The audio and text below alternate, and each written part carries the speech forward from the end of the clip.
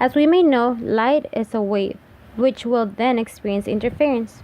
According to the World Dictionary, interference of light is a process in which two or more lights, sounds, or electromagnetic waves of the same frequency combine to reinforce or cancel each other out, with the amplitude of the resulting wave being equal to the sum of the amplitude of the combining wave.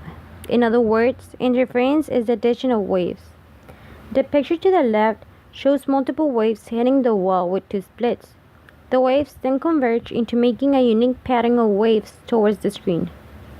The pattern of the waves created can be described and explained by constructive and destructive interference. Constructive interference happens when two or more waves come together to form a larger and stronger wave, matching their crests and troughs. On the other hand, destructive interference is when two or more waves come together and cancel each other out to make a weaker wave. The top image shows ripples in the water, which represents constructive interference. Meanwhile, the bottom image demonstrates destructive interference. The lighter lines of the image are the peaks of one wave that combine with the troughs of another wave, thus creating no wave. You will now be shown a demonstration of a single and double slit experiment in water. The first demonstration is the single slit, which creates only a single wave, as you can see in the water. The second demonstration is the double slit, in which you can see it creates interfering waves. This can relate back to the light interference waves. Now we will explain it more in depth, along with Huygens' principle. According to Huygens' principle, every point on a wavefront can be considered as a source of tiny wavelets that spread out in the forward direction at the speed of the wave itself. The new wavefront is a tangent to all of them. Essentially, each point on the plane wave makes its own spherical wave, showing that plane waves are made up of many spherical waves that coincide with one another.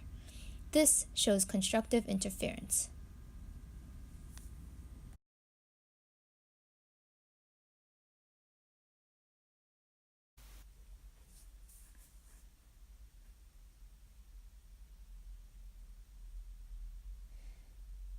As the parallel plane waves propagate towards the barrier, the only place where the wave does not get blocked is at the small slit opening.